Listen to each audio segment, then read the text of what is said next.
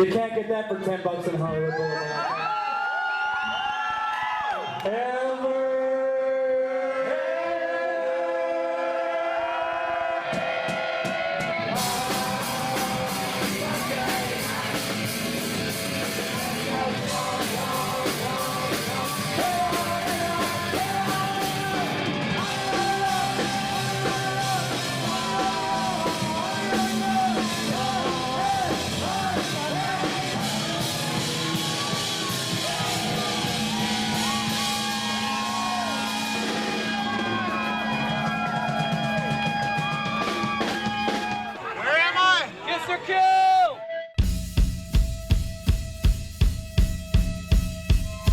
Kiss or kill. Kiss or kill. Kiss or kill. Kiss or kill. Kiss or kill. Kiss or kill. Kiss or kill. Kiss or kill. Wow.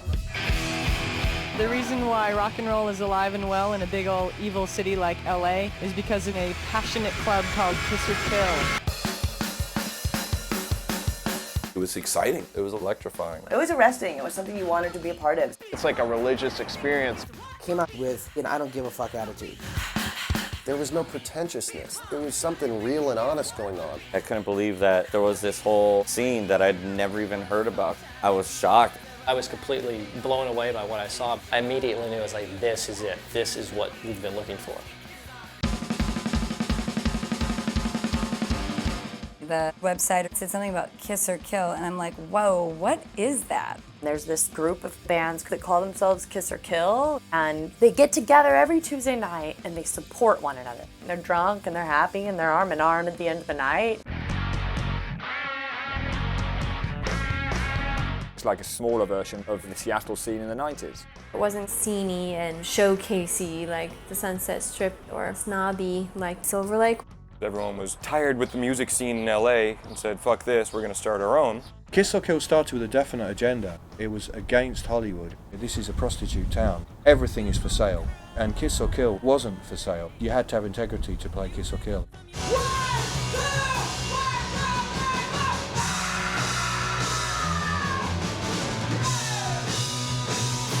We were instantly blown away by the character of the bands in the scene. And I was like, oh my God, we have to play with these bands. No BS. Here we are. Here's our songs. 3 chords and a cloud of dust.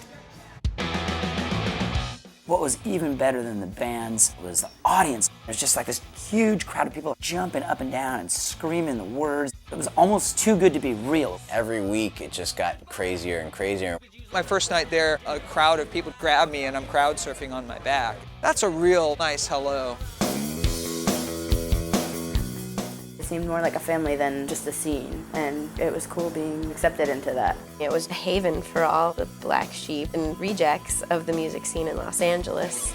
I was afraid of what would happen if the cool people found out about it. It's a big soap opera. You know, everybody kind of knows everybody's business. So-and-so left this band, so-and-so sleeping with this person, and there's a little gossip going on here and there, and it's kind of exciting. You have to tune in each week and find out what's going to happen next. The reason the Kiss or Kill story needs to be told, why it's not just a guy with a camera going, these were some bands that played together, why it's important is the love that everybody had for it.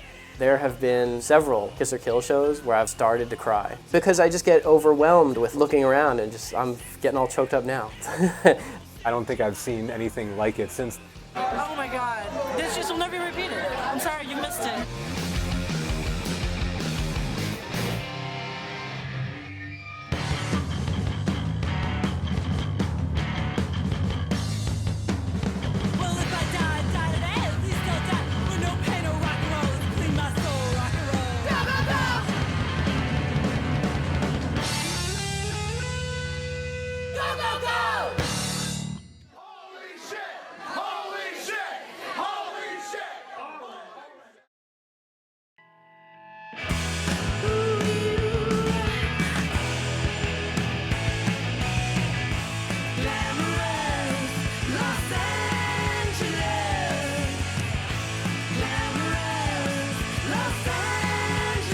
I think Kiss or Kill came at a perfect time for Los Angeles because back in 2002, LA was really hurting for some decent shit.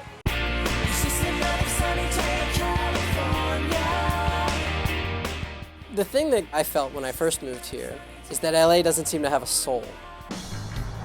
New York, everything you do, you feel like a New Yorker. Everywhere you go, you're a part of that city. And there's a lot of reasons that LA doesn't feel that way, one of which is the geography, things being spread out. People are very segregated. That's the thing, you're living in LA and it's hard to find where your niche is or where you feel comfortable. There are places that you can walk into and feel like, I don't belong here, you know? Maybe it's something about this town. Everybody comes to LA to make something of themselves. So everyone's kind of got more of that desperation that I'm gonna make something of myself vibe about them. Maybe it's not like that in Madison, Wisconsin or Louisville, Kentucky, but it's definitely like that in LA. I think a lot of people, I mean, maybe myself included, I don't know, are looking for the ways they can get ahead. It's very predatory and everybody's like out for their own thing and everybody's paying way too much attention to the commerce and not enough to the art and not understanding the value of community amongst artists.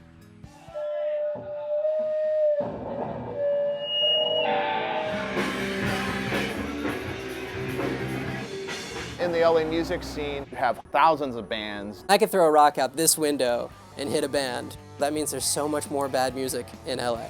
In LA, every band has a lawyer or a demo before they even play a gig. It's just about the business. There's a million bands and there's a million venues, but there was no collective aspect of it.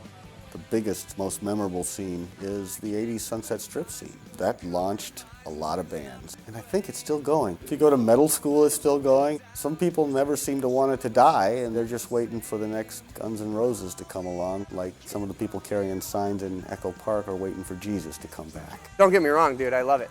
Like, there's nothing better than an 80s hair band, but not in 2000s. It's time to move on, man.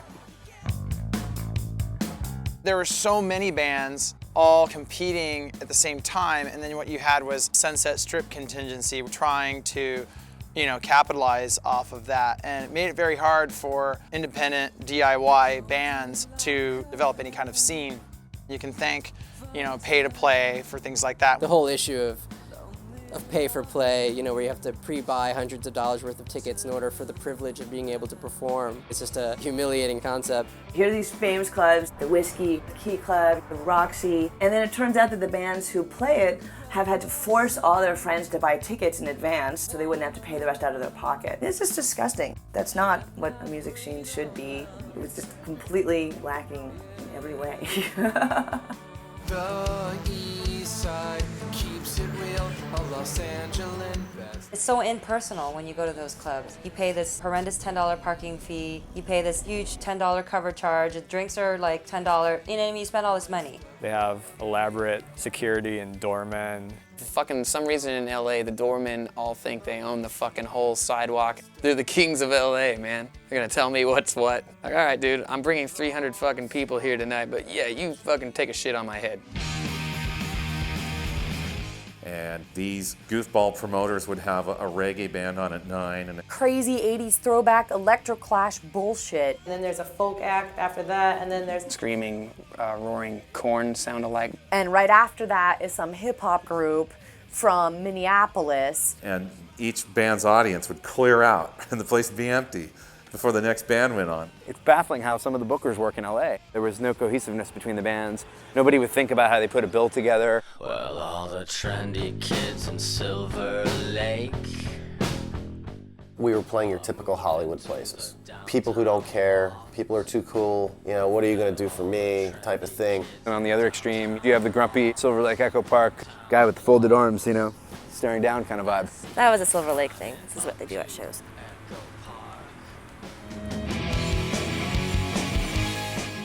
I remember talking to Matt and Cooper, we're like, God, where are the people that are passionate about music? Why can't we find a night where people come and stay for all the bands and support everyone and want to be there the whole night? Around then, I believe, is when they found out about Mr. T's Bowl. They're like, this is amazing. People are there all night long. The bands are all on the same page. I turned to Cooper and said, we don't need to do this Kiss or Kill stuff. It's all right here. Mr. T's Bowl, that's where everything got started. That was sort of the seed out of which Kiss or Kill grew.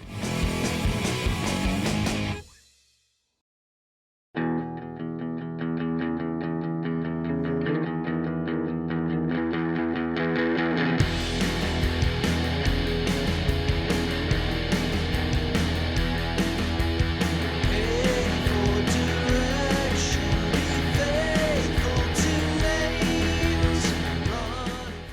time I ever walked into Mr. T's Bowl, it was like when the kids see Willy Wonka for the first time and then like, there's the Oompa Loompas and stuff. That's how I felt. I was like, this is what I've been looking for. Like, this is amazing.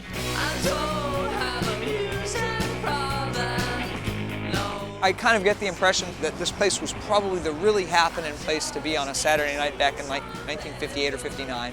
But now it's a rock and roll club, and the only remnants of the bowling alley are kind of off to the side. You kind of have to pull the curtains back to kind of look and see what's in, but it's still there. You can rock and roll, but you cannot bowl at Tees. Well, Tees is a real shithole. I mean, it's in Highland Park, which is pretty ghetto, you know. I remember thinking it was the scariest neighborhood I think I'd possibly gotten out of my car in Los Angeles. Well, there's one night there were helicopters circling around. There's police caution tape, and I remember looking at someone from one of the other bands like, yep, gotta love Mr. T's, you know. Lots of things happened at Mr. T's. Somebody got stabbed in the neck there once, I think. Really? Yeah, and there's just always fights. My first response going in there was like, geez, this place smells a little bit like puke. They've got some pretty bizarre people walking around. They look like they'd seen better days. It was totally this mix of the regular drunks, like old, toothless grannies and crazy, soft-brained vets that had obviously spent one too many hours at the bar. Why do you think they call them regulars? I mean, this is my home away from home. When I want to get out of the house and not be bothered by the people there, I come down here and get bothered by the people here, some of whom I do business with, some of whom I have sex with. There's cats come in here, bowled here when they were 12 years old and they're 56 now. Somebody dies, you know, we have the memorial service here. Yeah. Parties, like Halloween parties and shit. Everybody's there from here. It's the community center, man. You gotta give a shout out to Arlo, the sound guy. The sound booth is right there. You walk past him to get in, and it's like he's the greeter. It's like, hey, Arlo. He's just a lovely guy. He really is the heart of Mr. T's. And more than anybody else, he's the reason why Mr. T's has the vibe that it does. The sincerest form of flattery is imitation. One of the bands named themselves Arlo, so obviously there was something to it.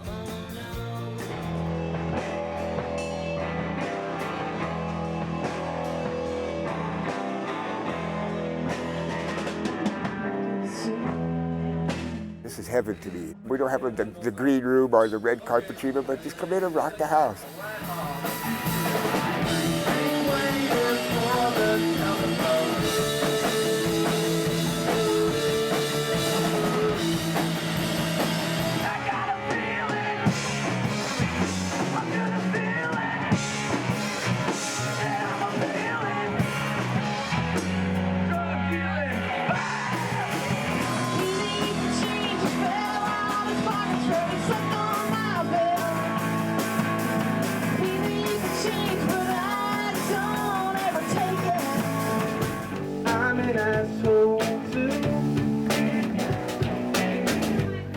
I'll admit that much is true. But the fact of the matter is, right now we're talking about you. There was this guy who was booking the nights at Mr. T's. His name was Mike TV. Mike TV is like a supercharged, high-energy ball of enthusiasm. I mean, when you talk to him, it's like he's got so many thoughts scrambling to get out. Only so many can fit out of his mouth at any one time. I mean, imagine like a tornado on crack. He would stand in front of the stage when every band played, and he would jump up and down. He would pogo really high. It looked like he was going to jump up and hit the ceiling. I never saw a guy pogo so high in my life. It's unbelievable. He's at every friggin' show, and he's in the front row, and he's singing every song. He was literally everybody's biggest fan. And I'd never seen that in a promoter, like ever. Man, he was just like a mule. In addition to playing in his own band and promoting his own band, also doing all the booking. I don't know how one guy has enough energy to do that. The philosophy was this, that if you wanted to have fans, you needed to learn to be a good fan, in the sense that you loved the other bands and you paid attention and you jumped around and you went nuts. I think he really believed it. Like, he really wanted a community. Not just like, oh, let's have a bunch of bands and we'll all get signed. I always tried to model myself or emulate Mike TV because I really admire him and I really admired his scene.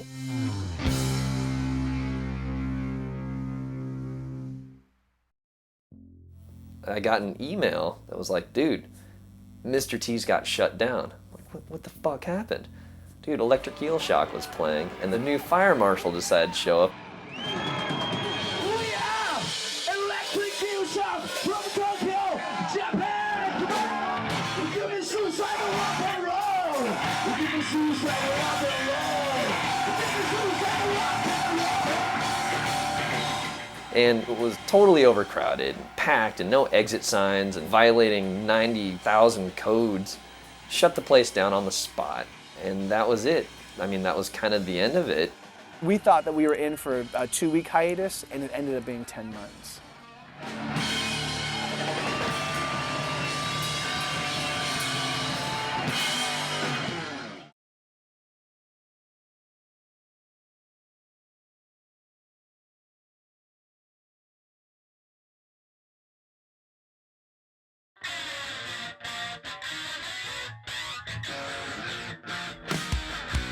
Now there's nothing, right?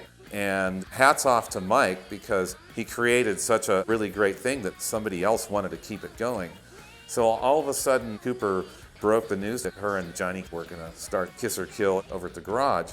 The garage was a genuine punk dive bar, flames all over the outside of it. It wasn't the kind of bar that cared how it smelled inside. They tried to make it look like a mechanical garage, that type of thing, you know. The garage was indestructible. The place was metal and wood, so throw as many beer bottles as you want or spit as much beer on the floor. The place still stinks.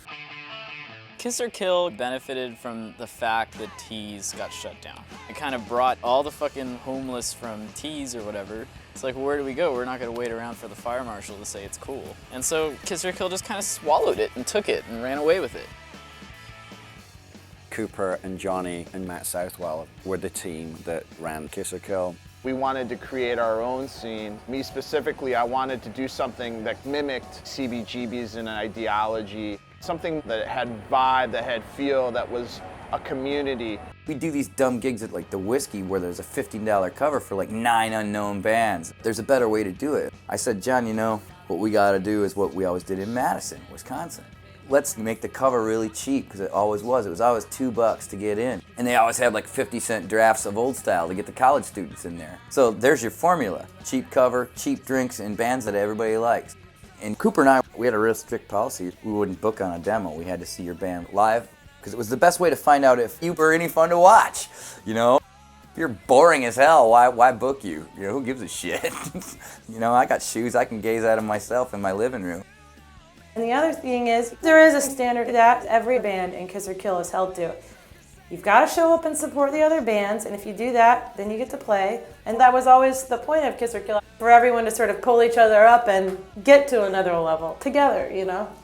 Every day, Cooper would spend hours and hours, not just running our band, but putting the bills together. There was a lot of love in that. Cooper obsessed on it. Who is perfect to play in the 4th slot of this show? We really tried to put people in their best light. Cooper is like a machine. If she wants something, she's gonna get it. One way or the other. That's probably one of the things I admire most about Cooper. And we don't just have me and Cooper. It's extended to Syria Contreras, who's been integral in helping us do Kiss or Kill. It's something that I saw that was working and that I believed in, and I really liked a lot of the bands that were playing.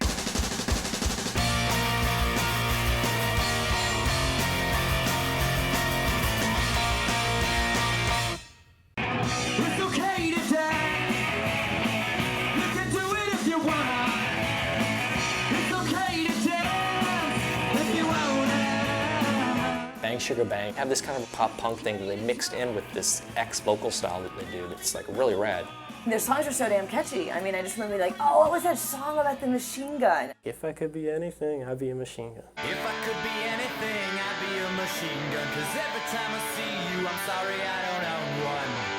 Yeah, yeah, yeah. I was like, that's great. I was like, that's a great song.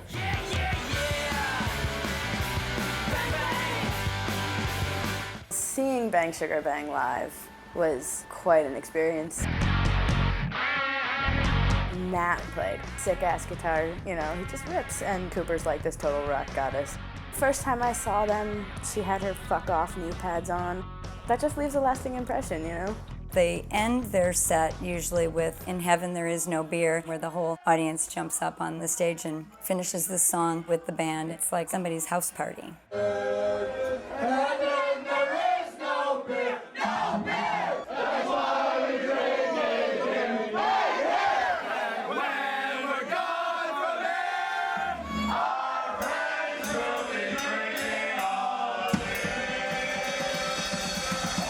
It was just this Greek orgy of rock and roll. It almost seemed like the Kiss or Kill was built around them. Whenever they played, it was jam-packed and people were going completely insane.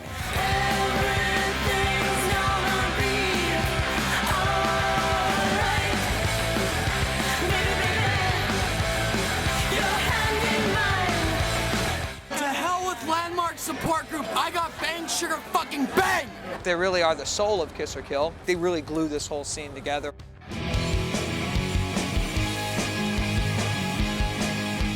Silver Needle, awesome. I mean, that band deserves to be on MTV more than just about anyone because they have that sound. It's catchy. The characters in Silver Needle, come on, like Johnny 99, the leader of men, he's like your quarterback. You got Andre, who's getting just fucking wasted and always would get into mischief. And then you got Jonas back on the drums just killing those fucking things. Daniel would take his shirt off at the end of every set. That was my early impression of Silver Needle. It's the band with the naked front man.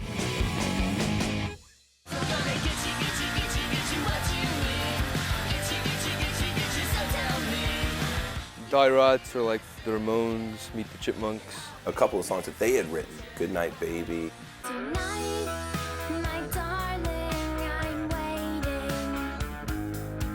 You know, that's a solid pop song.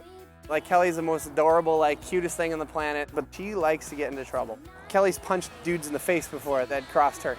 The Dolly Rots were really kind of the sweethearts of Kiss or Kill because they were really good.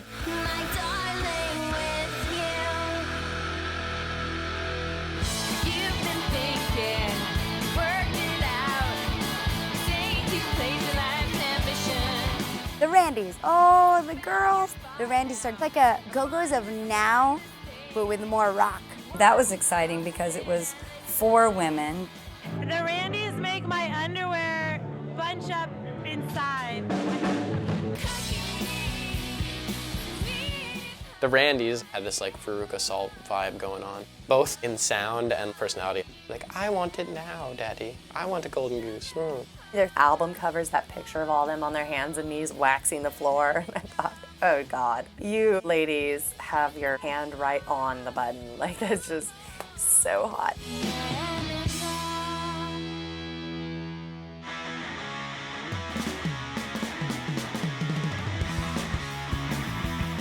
OOTs were like a total crazy car wreck.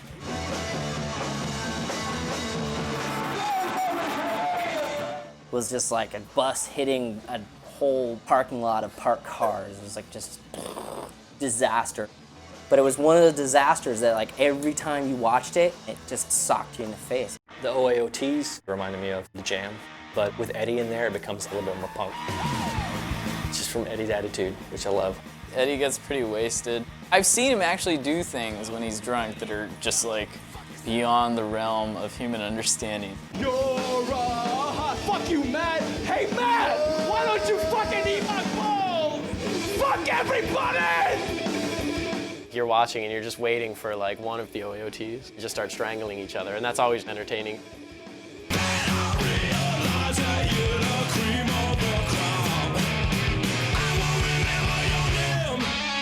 The letter openers, the Mountain Men of Rock and Roll. Mac is one of the most charismatic band leaders I've ever met.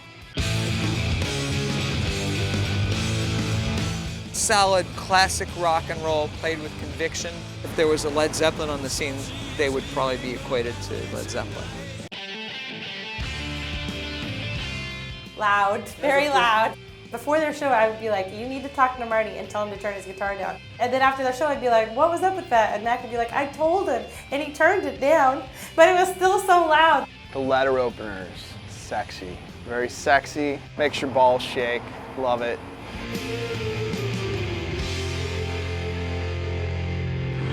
I'm here to serve you and make you laugh. To me, sir, I'll kiss your Those girls kick ass. Pants wearing, cock rocking kind of feel that these chicks own. They blew my fucking mind. They were fully in the driver's seat. They have that song, Drinking Whiskey and Making Out, and I really think that summed up the band. Drinking whiskey and making out. Let's go do a shot of Jack Daniels and fucking pound some beers and just fucking rock out.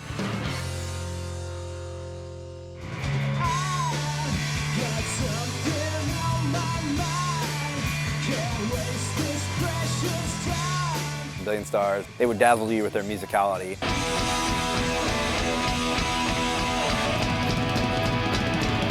I was really in awe of that band. They had this great energy. They all have personality. When I hear the CD, I can see Mark, the bass player, bobbing his head, and Tony flopping down on his knees. Well-arranged, well-played power pop that didn't rely solely on aggression.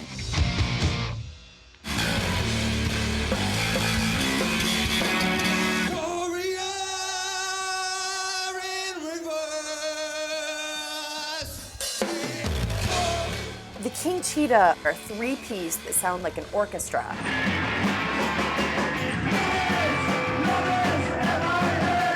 The first time I saw them on stage, I was like, I feel like I've just been raped. Raped in the good way.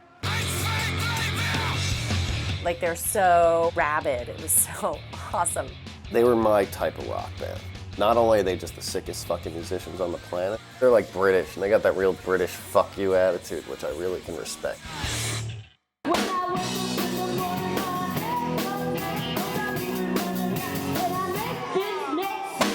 Midway was almost like a tweaked Nintendo game mixed in with fun pop. First time I saw them, I was like, why are they singing about the Karate Kid?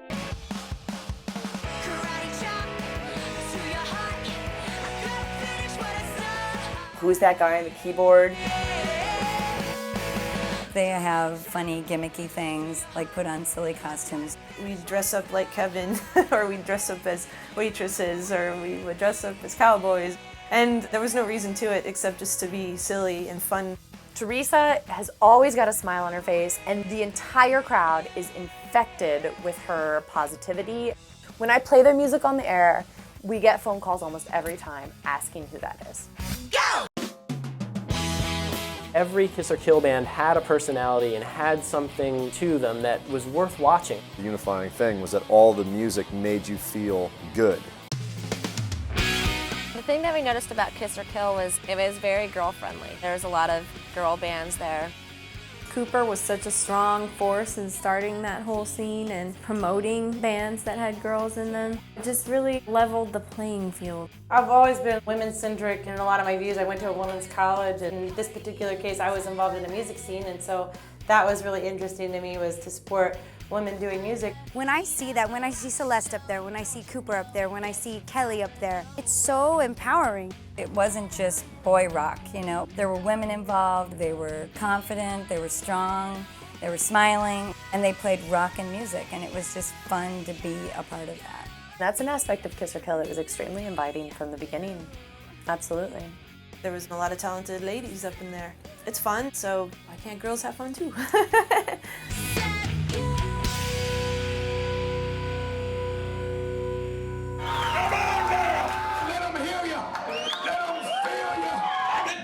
Come to believe in. The three-ring circus that is. You're listening and viewing pleasure. We got the idea, well, let's have the guy who that's his job as he MCs, and Matt had been in a comedy troupe with Rob Z. And Rob was like, sure, I'll do it. I'm Rob Z. I'm Kiss or Kill's official MC. Basically, my whole deal is I get the crowd excited for the bands. How we holding up, gang? Come on down. Are you ready for it? It's sometimes a chore, because crowds get tired sometimes. Pussycat! The O-A-O-D! It was almost as if he was a boxing ring announcer, announcing a championship heavyweight fight.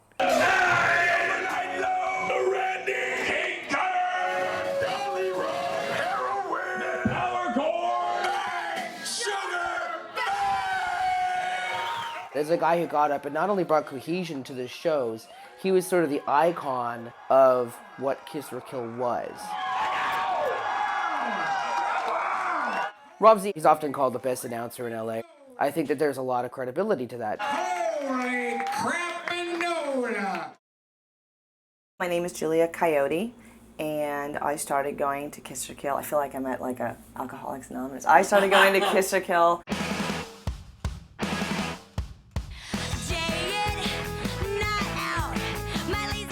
Why we started calling the crowd punters is because I'd read books about like the old days of punk in Britain, and they'd always refer like to Sid Vicious battling it out with the punters, or the kids up front were punters. It's actually a derogatory term I found out later. It just means a shithead out in the audience. I said, anybody out there a punter? Yeah! Fuck your goddamn right, Martha!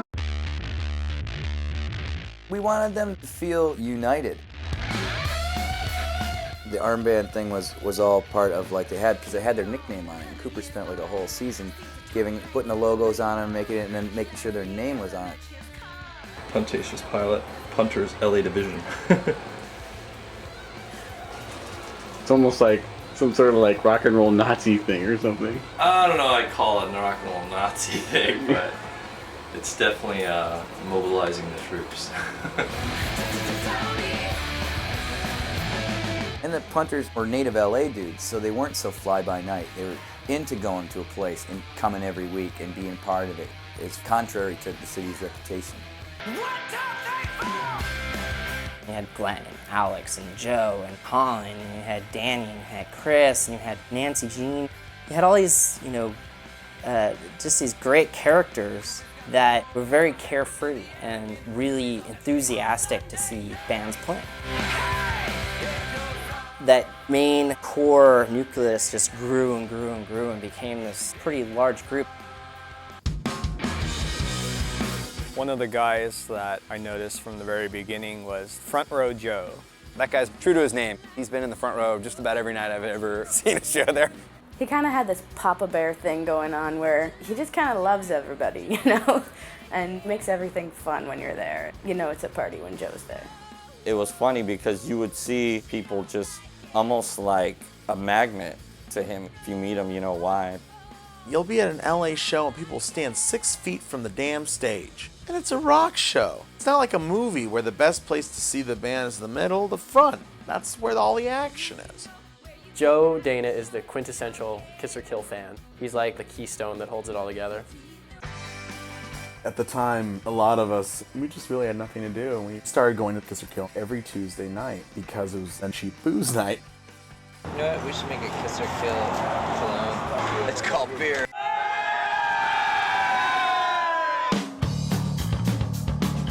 The people that started that were all partiers. Joe Dana and Glenn and Chris Pullis, Ian Dangerous. Dudes who just drink and you never know they're drunk. They just drink hand over fist. I'm in there for sure. I'd honestly say that Kiss or Kill is probably the biggest collection of lushes I've ever known. I can see the bartenders kind of like brace themselves for the inevitable onrush of people going, I need another drink.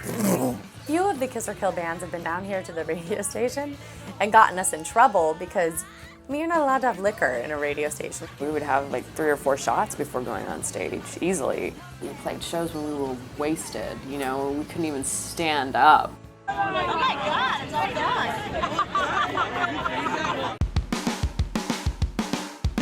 Did Matt tell you the story about Eddie falling asleep behind our drums? I'll never forget, Eddie from the OEOTs jumped into my face and said, Joe, I'm very drunk. And I said, good for you, Eddie. I remember he just passed out behind Paulie's drum kit. I got beyond wasted. I blacked out. I don't even remember most of it. There's these feet sticking out from behind the drum set, the entire set of Bang Sugar Bang's show. It's like there's a dead body on stage with Bang Sugar Bang. It was funny because Eddie woke up, he's like, what's Bang Sugar Bang playing? It's like, they just played, Dick. You were there. you were part of the show. We learned that, that's Eddie and that's a normal Kiss or Kill thing to happen. I thought that was great. I love that. I was like, I get it. This is really good. This is fun. I'll stand by the fact that alcohol has a lot to do with the success of Kiss or Kill. I remember the first night it sunk in on me was at the garage. I was standing there having a smoke, and I saw Ilsa and Motor talking to Eddie. On the other side of Motor was John Arakaki talking to Lewis and Kelly, who had little elf hats on that night. And Cooper was talking to the letter openers. I look around and see all these people in different bands talking to each other, and I was like, fucking it. We're into something. This is special. This is going to be all right. It's going to be cool. That was the greatest feeling.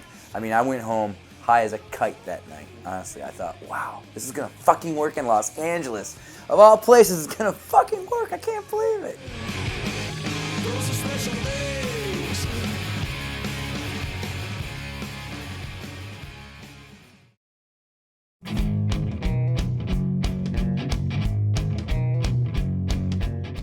Of course, Garage was just starting to boom, and then all of a sudden the bad news came that the owner had sold it, and they were going to turn it into a world music room or whatever. Get a shot there, that's one of my souvenirs. It says Last Chance Garage. We actually were the last band to ever play there.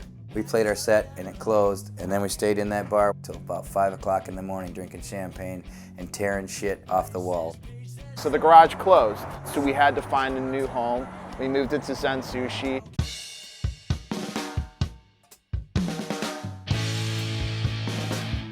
When I heard that it was moving to Zen Sushi, that totally put me off because I was like, a fucking sushi restaurant? You have to be kidding me.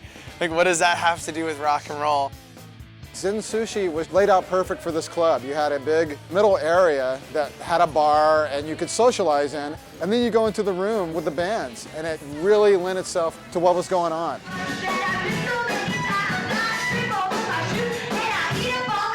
I really liked the stage at Zen Sushi because it looked like you were in an insane asylum. It kind of had like the womb feel, and then with those padded white walls, it was like, yeah, we're home. It was like playing in a mental hospital. It really was a wild way to present the band. Every band looked like a bunch of crazy people and acted like it accordingly.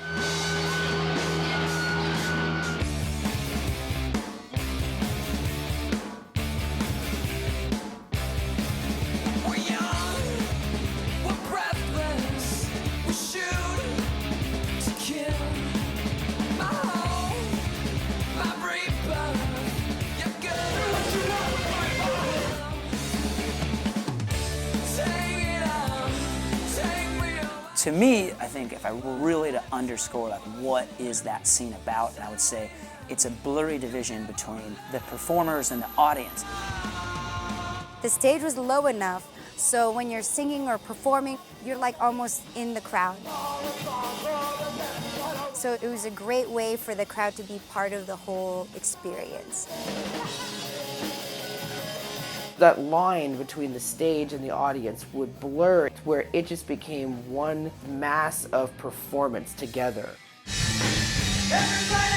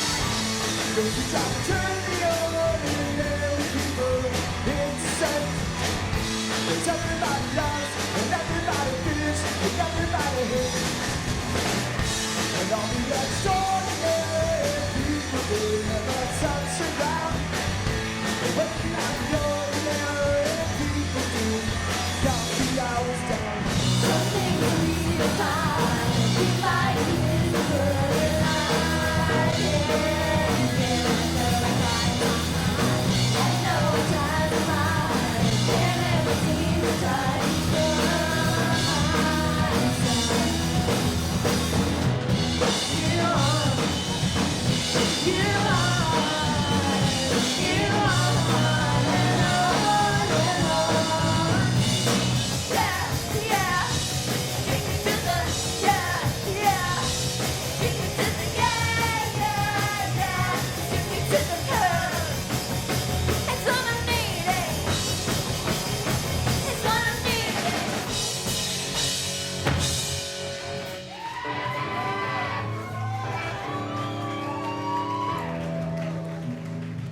things got to a brand new level of rowdy. That's when the crowd surfing started, the stage diving, beer flying.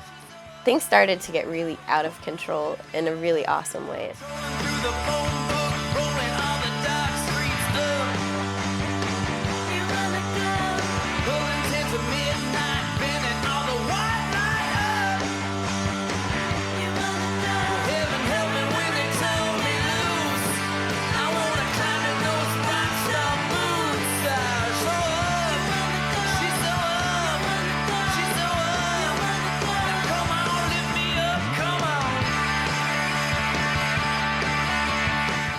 People would go on stage and it was no big deal. The band Midway, all the band members used to tackle each other at the end of their thing. It was fine, you know. It was really an open and trusting community, and you could do that kind of craziness. But it wasn't in a violent way. It was the guy next to you who bumped into you. You're like, I love you, man, cool. You're like, push it in that direction. There was no fights, there was no broken bones. I never seen anything like that there.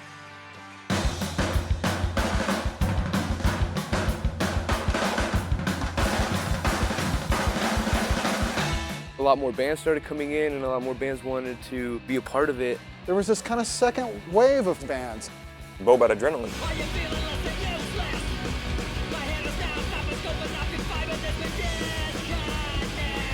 Chromosome T.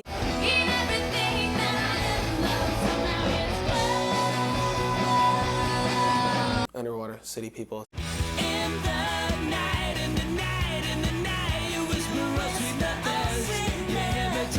Waking hours.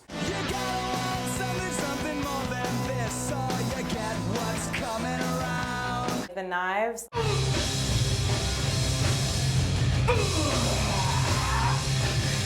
The Rain Man Suite.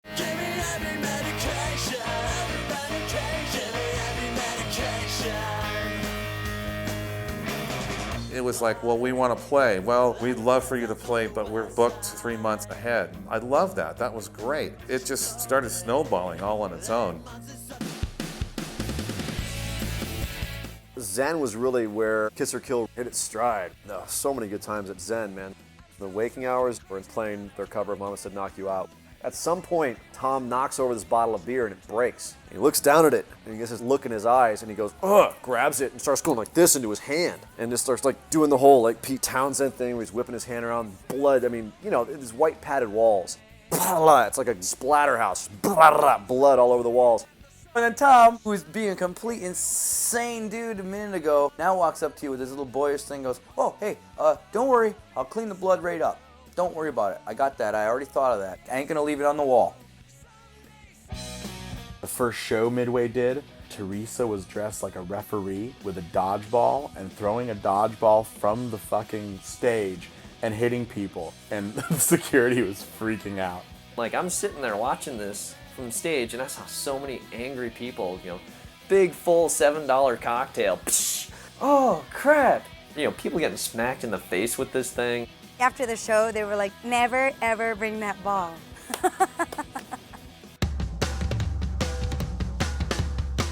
Also at Zen Sushi, we did the Dolly Rots CD release party.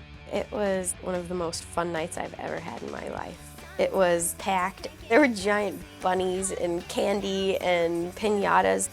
I was actually one of the bunnies and Joe was the other bunny. That was fun. Joe Dana in a fucking bunny suit. I know he didn't get into that thing sober. The Dolly Rots brought the house down that night, and I remember looking at the whole room after they kicked everybody out and going, Jesus Christ, I wouldn't want to be the poor bastard who's got to clean this up. It looked like some piñata from hell exploded and a bunch of people mud wrestled in it.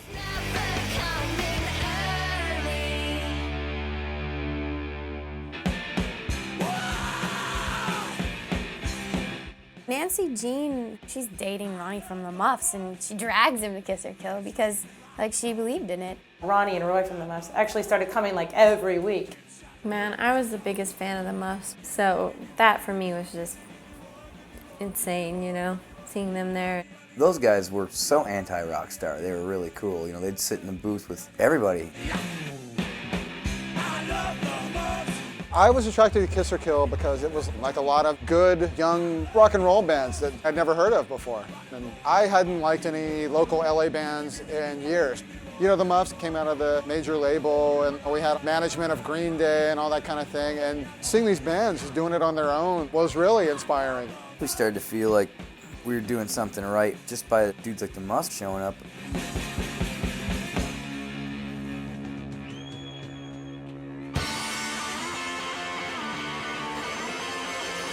The Zen days were fun, man.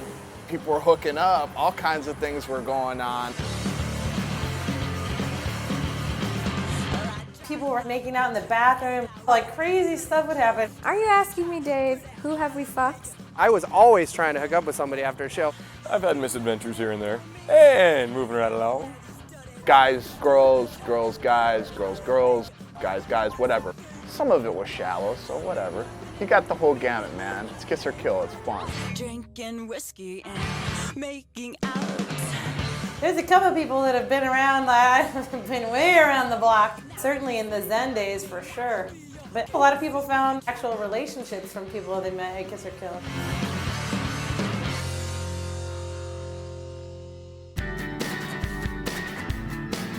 I think Kiss or Kill, for all the value it has as a music scene, it also had immense social value.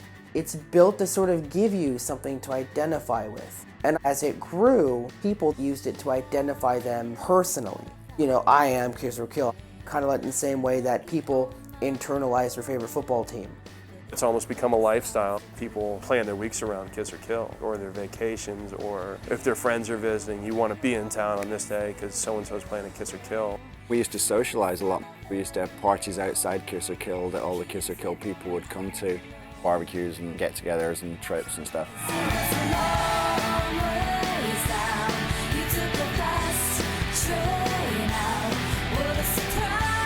I think that there's a lot to be said for those kind of extracurricular activities. It was my 25th birthday. I had made the decision to throw this party at my house 7 months after my mom's death. And there was an extraordinary emptiness that had just kind of overtaken the house. My idea was to get the 4 or 5 core Kiss or Kill bands, the OEOTs, the Randys, Silver Needle, the Dolly Rots, and Bang Sugar Bang, and have them play in my living room. I'm looking at, you know, a crowd of people helping somebody crowd surf in the middle of my living room. Every mark I make is with you. I'm gonna show you. It was exactly what that house needed. There's absolutely nothing that can erase that memory from my head until the day I die. Just made me realize how close they had become to me in, you know, such a span of time. You become emotionally attached to this group of people that you're seeing consistently on a regular basis. Family. It's it's family. The friendships that formed, it's awesome. I mean, you'd go to Kiss or Kill, I probably had about 60 hugs every time I walked in the door. It was almost like in high school when you find that group of weird kids that become your friends. That's kind of how it felt to me. I felt like we had found somewhere in LA, that we belonged. Growing up, I was sort of an outsider. I grew up in a primarily Caucasian area, so I got made fun of a lot when I was growing up, all the time, for being Asian. I cried a lot. It was really hard for me to make friends. I didn't really have very many friends. I mean, the first time I actually felt like I had a group of friends that were really accepting was in Kiss or Kill. So Kiss or Kill is special to me for that reason, you know? I'm a loner, you know what I mean? Like, I still haven't had as many friends in this city as I did when I was going to Kiss or Kill every Tuesday. And they're all good people. I can't recall one asshole in that scene. Except for me. Except for you, of course.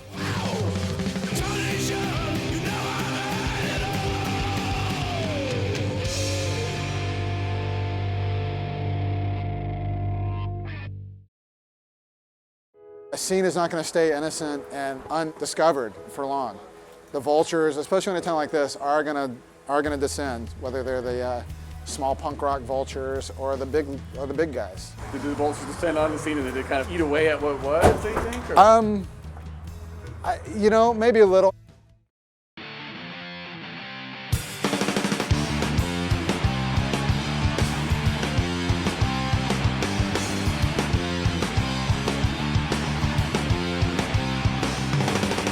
It was a time when LA seemed to suddenly decide Kiss or Kill was absolutely it. The LA Weekly would start doing picks of the week, and the Randys got a lot of attention, Bang Sugar Bang got a lot of attention, the Dolly Rots got a lot of attention. And sure enough, after that, the LA Times did some write-ups of Kiss or Kill bands. I heard about Kiss or Kill in 2003, and it kind of reminded me of everything I like about old school, no-frills rock. Things were looking up for everybody. 103.1 popped up, started playing Kiss or Kill bands. I remember the first time we heard Z Auto Parts on Indie 103. I was like, I couldn't hear the song because Ilsa was screaming so loudly, you know. Kiss or Kill got mentioned in a photo in Spin magazine. If you had said all these things were going to happen back at the garage, most people would have laughed. All of a sudden, industry type people are coming around. Distribution companies, record labels, artist development people, licensing people, and a lot of the bands got a little starstruck at first. The Randys had some producers who had worked with Christina Aguilera. I was kind of blown away by that. Tony Kanal, he came specifically to see Zeitgeist Auto Parts. Mike Dirk came to Kiss or Kill, and Polly was all excited because, you know, that's the guy in Green Day. Steve Jones was in there for Kiss or Kill. Him and a member of the New York Dolls and someone from Blondie were all there. And I was like, wow, dude, things are starting to happen. And there was this sense of momentum, like, these bands are going to get signed, they're going to go places, and you got to get on that train or else you're going to be left behind. It's like a drug, you get very addicted to that feeling, because when stuff started to happen for some of those bands, you didn't know how far it was going to go. And then it started getting weird, and then press people started showing up, and everybody was taking things more seriously, and it was more work and competition, and it wasn't just like a drunken frat show. There was a point where we heard that people were coming to check us out from one of the bigger labels. We got super excited. Everyone's talking about quitting their day jobs and hitting the road, and you know, how fun would that be? Knowing, hey, somebody might be in the audience tonight that can change your life. You know, get out there and play that song. And you're like, oh shit, I normally don't get nervous when I go on stage, but I'm nervous right now. It's holy crap. It was no joke. When I wrote articles about the Kiss or Kill scene, I know Universal and Warner Brothers and Sony were watching because I had the web tracking that said that these people were watching. When you have these labels come in, suddenly people's motivations start bubbling to the surface. And a lot of people in the scene, because they were so close to it, they were emotionally attached to it. They couldn't really see what was happening.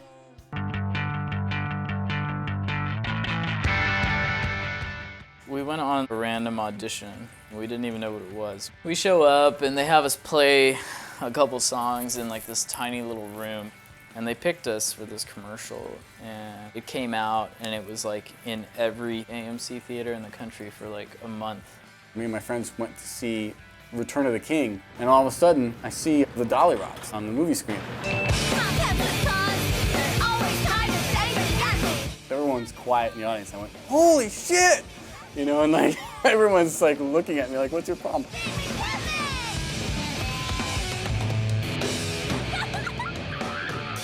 So that commercial ended up being kind of the reason that we got signed.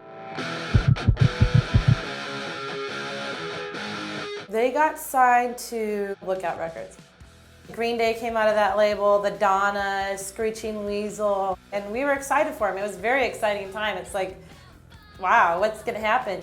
I think some of the bands got a little disillusioned thinking that record labels were gonna come in and just sweep everybody off their feet.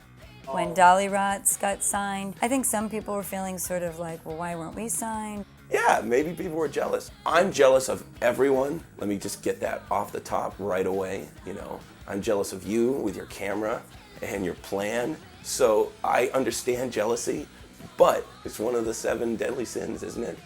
It was weird because when you start having success, people are gonna be a little bit jealous. And Kiss or Kill was our family, and they were our friends. I mean, we honestly, like, lived for that every week. And we were afraid that people were gonna be weird about it. I don't think Kiss or Kill would have had half the success without the Dolly Rots that they had in the early years.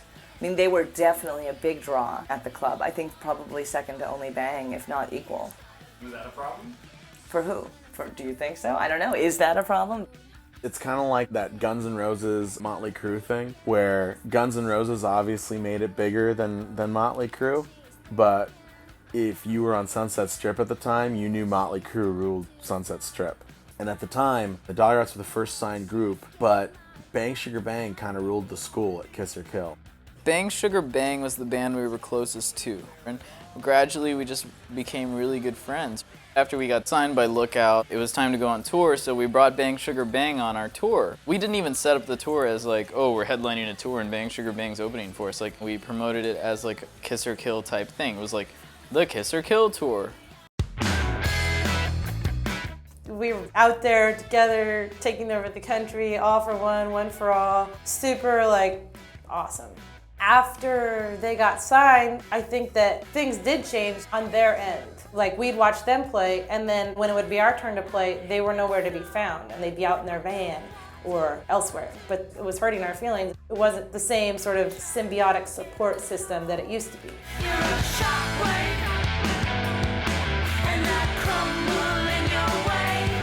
There was a little bit of tension and a rift that, like, you know, we'd show up to towns and on the marquee it would say the Dolly Rots but not Bang Sugar Bang. We roll up somewhere and we're not even on the marquee. I'm a little pissed, especially on a night when my parents drive all the way down from Michigan to see us. It's pretty fucking embarrassing. It just became this insecurity on our part, like Bang Sugar Bang's part. Like, we're good too. Why hasn't our time come? Like, why aren't we getting signed yet? Like, what's wrong with this picture? Bang Sugar Bang wanted to play Bert's Tiki Lounge in Salt Lake City. We contacted the guy, we got to play, and they didn't.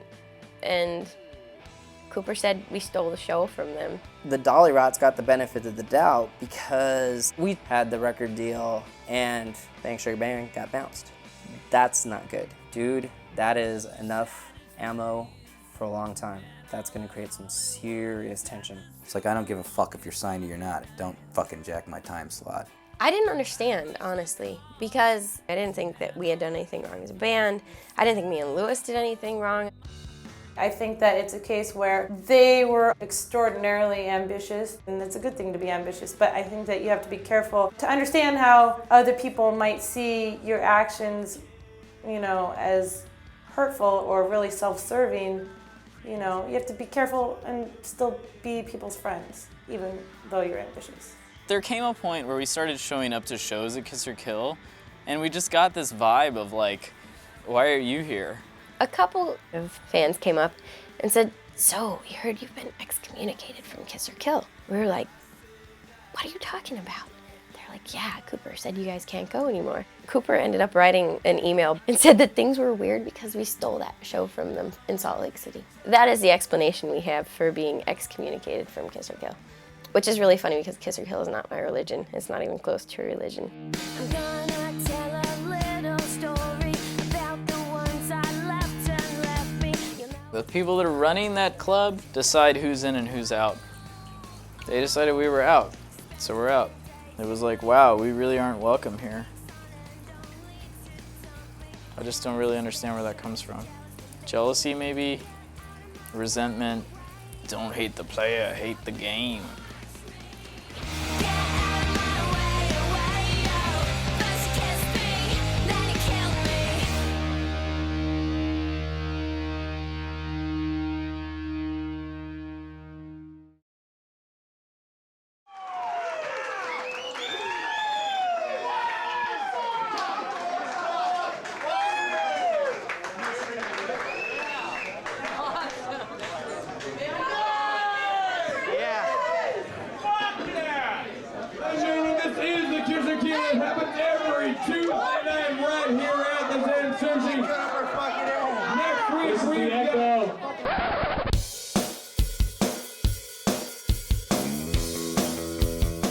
To go from Zen to the Echo, it was a big deal because we were increasing the capacity by, I think, 5 times. The Echo was kind of a trendier spot, so that element of like, ooh, we're definitely in Los Angeles, started to creep in. The Echo was a conscious decision to move to a bigger venue because it started to really get packed, and also Echo had a little more high profile. Like, there's people who still don't know where the hell Zen is. And you know, the Echo is a very prestigious club. It has a fantastic PA. The Echo, that was a good year, 05. Yeah. That was a good year for Kiss or Kill. Right before Kiss or Kill moves to the Echo, Paul Rogers writes this huge write-up about Kiss or Kill music scene in the LA Weekly, and people obviously take notice. The thing that struck me about Kiss or Kill was that Johnny and Cooper have basically created a small town music scene in a big city. It's fantastic. I wish there'd been something like that when I came to LA. After I wrote that feature article, Kiss or Kill had a very big show that week at the Echo. They were packed. From the stage to the back wall, they were filled. Oh God, I was standing back by the sound booth. I couldn't get close. There was almost 600 people there, and you couldn't get a drink, you couldn't get in the bathroom, you couldn't see anything. It worked so well that it's like, shit, where's Front Row Joe? Hey, where's the fucking front row? I can't even tell where I am right now. A lot more new bands started coming in right around then. Power chords. Nutra.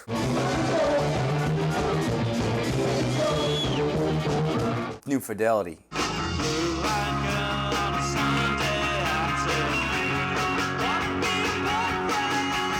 A kind of watershed event for Kiss or Kill was the advent of Pussycat, the band.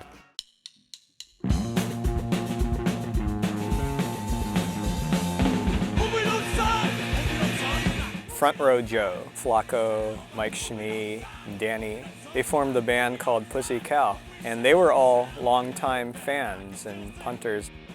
Bunch of guys that were just hanging out in the audience for a couple of years, and then they were like, hey, let's put a band together. And they're like one of the biggest draws of Kiss or Kill. And they're brilliant, you know, they're fucking witty and they're fun as hell to watch. Plus, they're like really amazing if you're drunk too.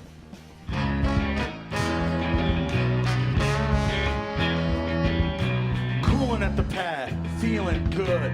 Listen to There Goes the Neighborhood. Fell asleep while it was playing. Had a dream, know what I'm saying? Suddenly it was 1991. There was Ice-T, holding a gun. Had me a pistol and a clip. Ice-T said, let's start some shit. I was really proud of that, like, oh wow, like, our scene had a baby, you know, and it's Pussy Cow. As soon as they're done playing, they're back in the front row, you know, which is what it's all about.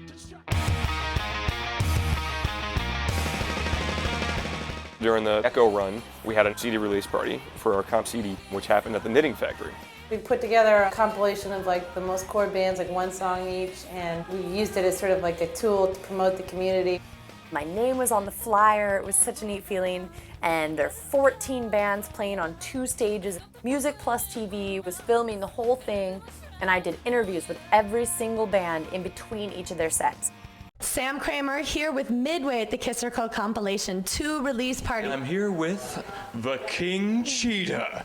These are the letter openers. I'm sitting here with Bob on Adrenaline. This is Silver Needle. The boys of Rain Man Suite. Billion Stars.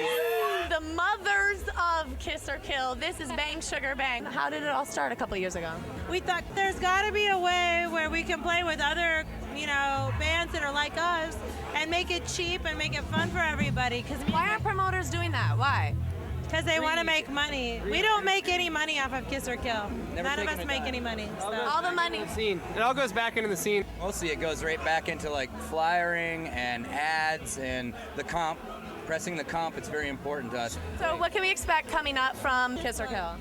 World domination. That was a great night. I think we had close to 1,000 people that night. If you recall, I'm in town by the CIA and FBI. Turn up the black, on the nights, tune in the down, in the waves. I come to share what's the biggest slice of all your American pie.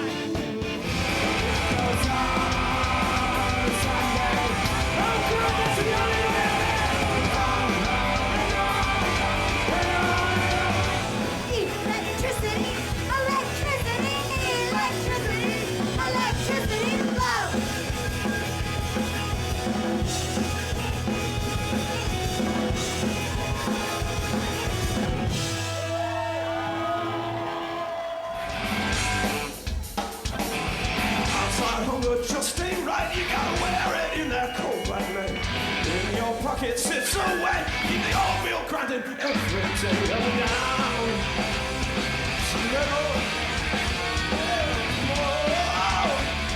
This old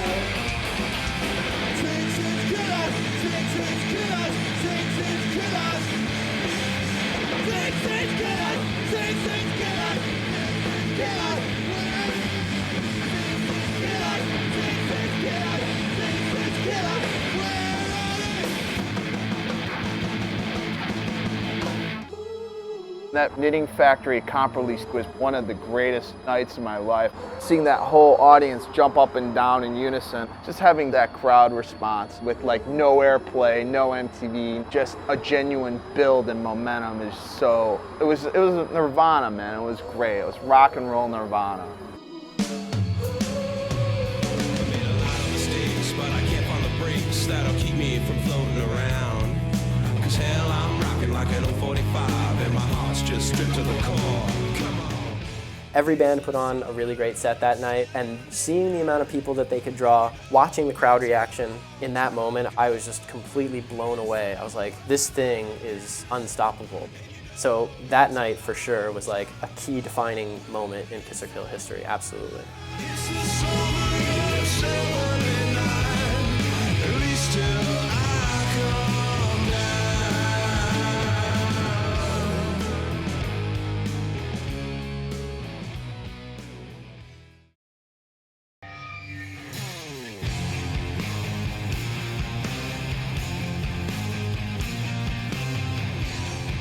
After that Knitting Factory show, the people who ran the Echo would occasionally bump Kiss or Kill, and suddenly Kiss or Kill had to find another club or cancel the night. They told us that if we get a cooler show or a bigger show or whatever, we're gonna bump you. And it was definitely a tug of war. It seemed like there was a little bit of a power play, like the club wanted to make sure that they were still in charge. It got a little insulting after a while, like we're bringing a lot of people to the club and stuff. Why is another show more important than ours? Also, they wouldn't let people stage dive anymore or crowd surf, and it took the wind out of some people's sails, I think.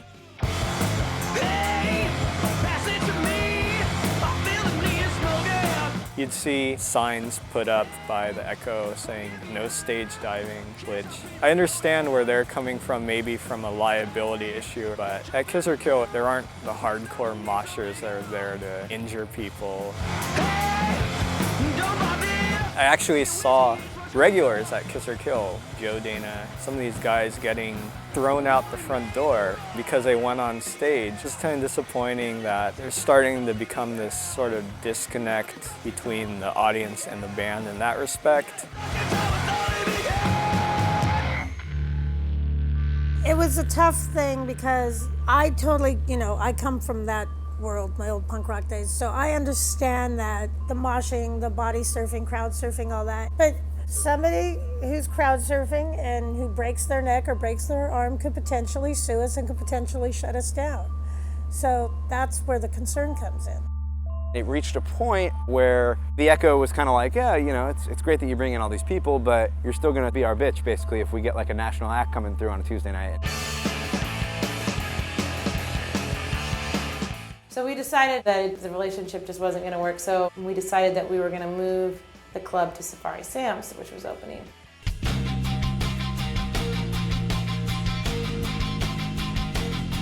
Safari Sam's was supposed to be ready in January of 2006. They ran into a bunch of issues with the city, permits, construction codes, whatever it was that they had to deal with, and that delayed everything for months and months and months. People were wondering when it was ever going to open, if it was ever going to open. That delay definitely killed off a lot of interest in Kiss or Kill. We started probably the most successful rock club in Los Angeles, and when Safari Sam's was not open on time, and it just took the whole air out of everything. It was like we were homeless, like, we'd been evicted and we had nowhere to go, and it's like, how are you gonna maintain a sense of community when you have nowhere for that community to go?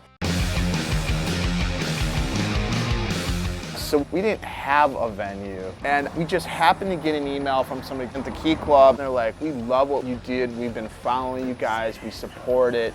We want you to come by and do this. Key Club is the biggest room on the Sunset Strip. That's ridiculous. I mean, they have enormous bands playing there. It went from us kind of poo-pooing the Sunset Strip to we finally got accepted by the Sunset Strip. It's the deal that you make with the devil, if you want to say that. Happy birthday, day, you motherfucker!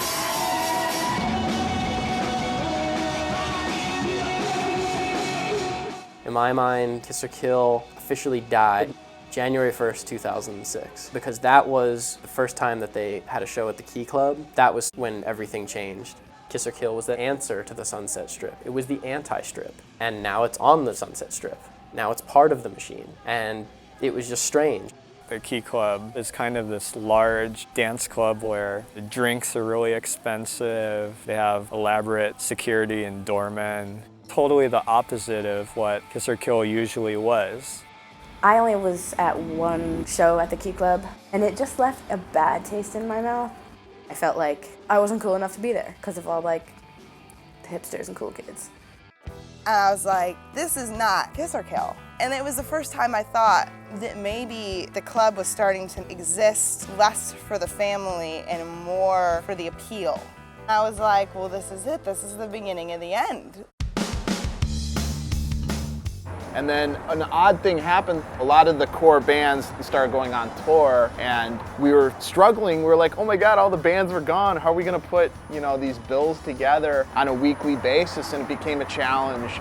Dolly Watts, Bang Sugar Bang, Randy's, they all got record deals. They all got different business people around them, and that's just gonna happen. And when that interest came, bands started to get signed, bands started to do things, bands moved on. And that's when the community went to shit. If we could have kept it all together and really maintained our community and all released records under one label, but a lot of the bands, once they had opportunities, they would be sort of self-serving at the expense of Kiss or Kill just because they thought it was going to get them ahead, and then other bands think, well, they do it, so, and it just like snowballs into this huge like crack, and that's what happened.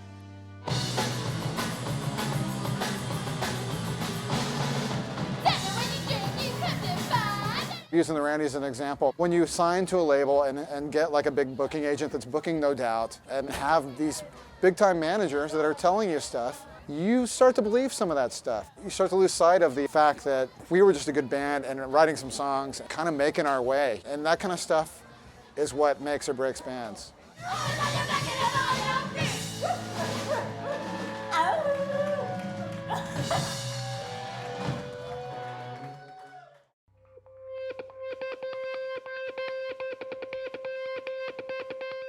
A major turning point for Kiss or Kill was Bang Sugar Bang breaking up. I get a phone call from Pauly. He's having trouble in his life, so he has to leave Bang Sugar Bang while they're on tour. I was wrapped up in this girl, and we were planning this wedding, and my fiance started to have troubles with being separated on the road, and it was just weighing on me so much, I just couldn't take it. I was not myself at that point. Like, I was losing my mind, man. Don't deter me, you fuck! And I was like, I'm out of here, and I ended up hopping a flight home from Vancouver in the middle of the night. The next morning we woke up and there was a note that said, sorry it had to end this way. It really hurt. It really hurt, and it really screwed me and Cooper. We were screwed. And we lost a lot of money. Lost a lot of money and momentum and a lot of things. I mean, we just spent tons of money recording with Steve Albini.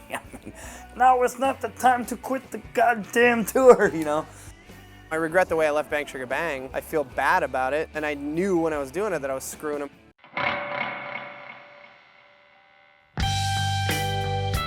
I was at Kiss or Kill, and Pauly was there and actually was asked to leave. I didn't think that was so cool. I don't think that, showed much of a community spirit at all. I didn't even get in the door, and Johnny's like, hey, Pauly, man, I really feel bad, but Matt and Cooper just don't want you here, man, and I can't let you in. And I'm like, oh, okay, whatever. At that point, it made me not really want to go back to Kiss or Kill ever again, to be honest with you.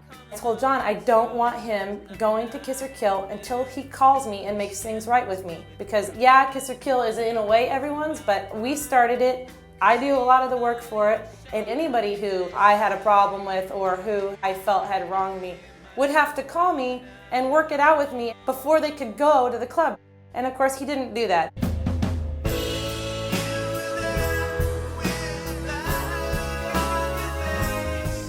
It was probably the most painful breakup I've ever gone through in my life, Ugh. I could kill that fucking kid. No, you're gonna get me to cry too. Just have to breathe for a second. That situation, I guess, hurt me a lot because it felt like our relationship that we'd had for 5 years together, me and my brother, didn't mean anything to him. I was just hurt, that's all. So.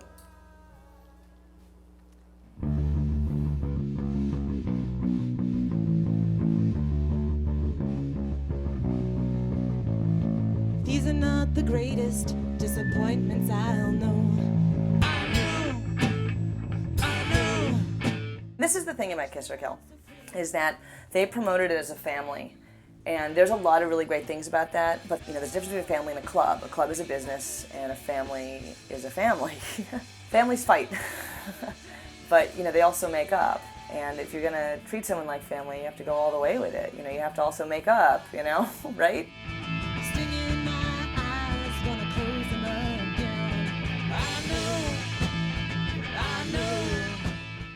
Polly's leaving Bang Sugar Bang made me realize that Kiss or Kill is just not the same as what it used to be.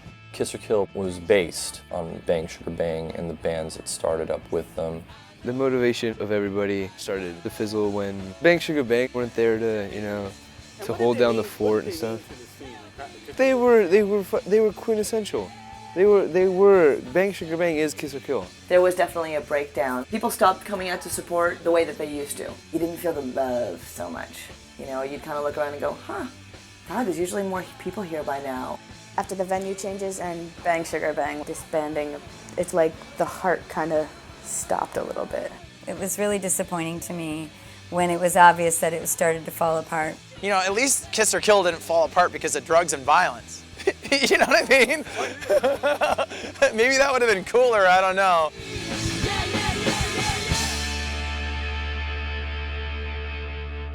And today, I know.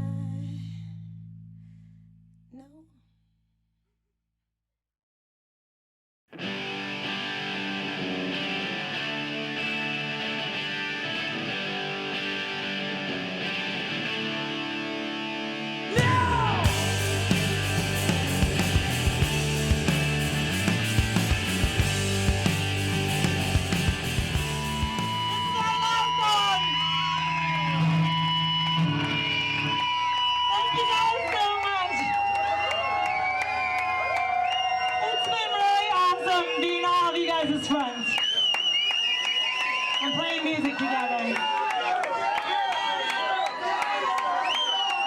Ladies and gentlemen, we've had all this for 5 years because a lot of people worked their ass off. Please clap for Cooper because she worked night and day. I saw it. She never slept. We have all this because that girl never slept. She worked her ass off.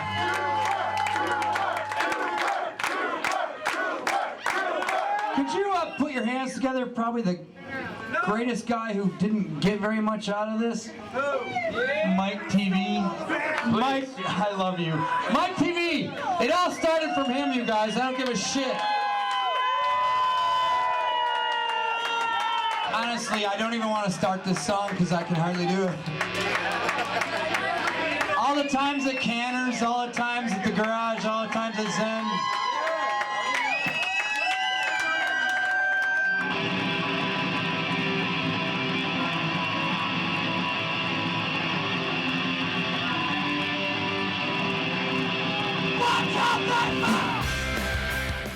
Things end, you know, you grow up, you get out of school, you know, the president's not the president anymore. I'm not gonna go mope around because it's over. I'm sure when I'm 60 years old, I'll look back at it and probably some of the best times of my life, to be honest. Who would have known it would go as far as it went, man? It was pretty amazing. Made me feel like somebody, made me feel special, just made me feel part of something. You know, that was more than just myself. I was old enough at the time to recognize that it was a special scene and that nothing lasts forever. In a cold, cold city like Los Angeles, where nobody seems to care, Kiss or Kill have given me so many friends that I wouldn't have found any other way. Kiss or Kill was probably the most important thing in us becoming the band that we are now. I love the Kiss or Kill scene. I'll wear this shirt till the day I die. Even if I become some yuppie bastard who doesn't give a shit about music anymore, I'll look back and say, you know what? That really did kick some ass. Will Kiss or Kill be missed only by the people that participated in it? If the tree fell in the forest and you weren't there to see it, did it fall? If you were never here to see this, then it never existed. I hope that, 20 years from now, people still remember it. It might fall into obscurity, if somebody doesn't try and document what's going on there. Aside from this, of course. Yeah. The word tragic comes to mind because I feel like you had all the elements of something amazing, like something that would be the next Seattle. I think that the Kiss or Kill scene could have been important in the way that something like CBGB's was important if they'd understood what they had to stay true to. I would put Kiss or Kill up against the CBGB scene from the 70s any day, and I think you'll be reading about it in punk history books years from now. I hope the one thing that comes out of this is how good the music was and that it really did mean something to a lot of people. It certainly meant something to me. Still does. From my personal standpoint, I feel that Kiss or Kill was a huge success. I'm sure that if I were a kid in a rock and roll band trying to trudge down the Sunset Strip and I saw this movie and found out that there was exactly what I was looking for at this one period of time, I'd be interested in it and I'd want to know how they did it.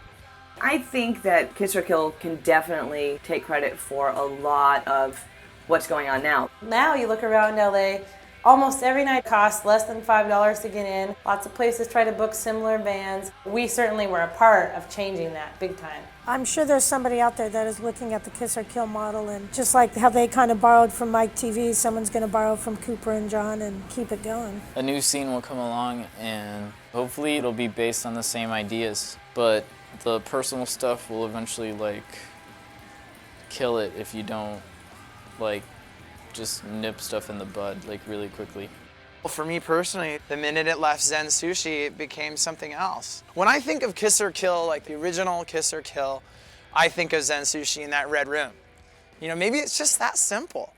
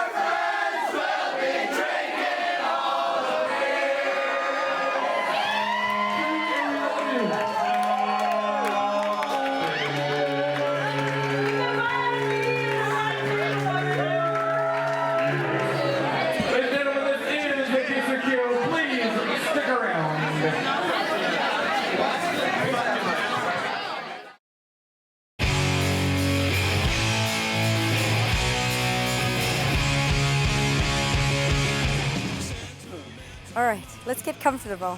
Comfortable. I'll just sit like this. Where should I be looking? Should I be looking straight into the camera? Here I am today, sitting in the hot fucking sun, being interviewed by Dave. And it's freezing and I'm fucking cold and I'm shivering. Okay, now I feel better. Christmas gift from our old drummer, Polly. And I decided for this interview I would shoot you with the darts if you get mouthy. Oh, that was so weak. Well, I don't know how do you answer a question like that. Don't you dare put that in there. That's horrible. I sound like I'm brain dead. Totally lame. This is like the lamest interview ever. I have so many thoughts, and I really would like for some of them to come out of my mouth. I'm such a dork. You're not going to be able to use any of this. Oh, you caught me. I don't know if I want to talk about that. I'm not here to talk about that kind of bullshit. Hey, look, we're all going to hell in a handbasket for this, and you lit the fire, motherfucker, so you can't fucking absolve yourself of anything. You can cut this all up so it looks really cool and stuff. We're getting cruised by cops, which I love. Like, come on, guys, go find something to do. There's crimes out there and criminals doing criminal things.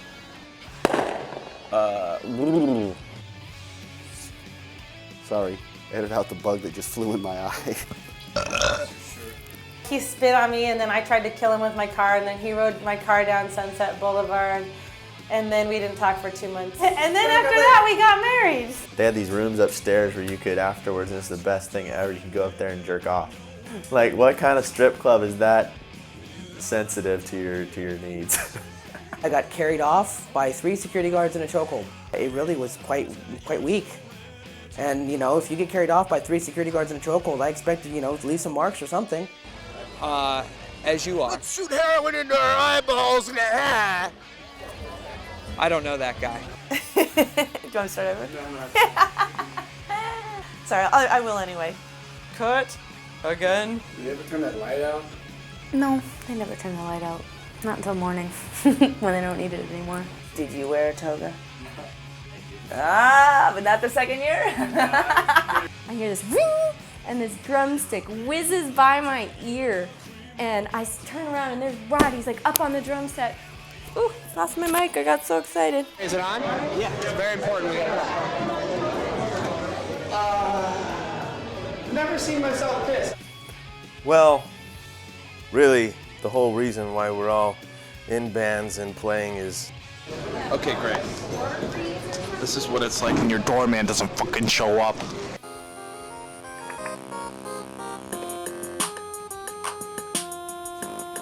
It's all beats and Nintendo crap.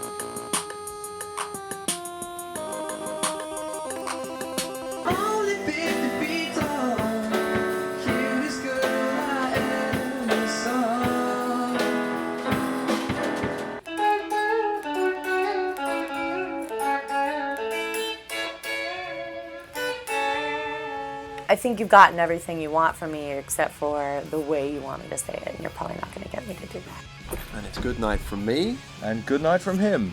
Good night. I don't think I can do this anymore. That's okay. It's weird. Okay. Hope it didn't come off as like too surly. That's all I got. End of interview.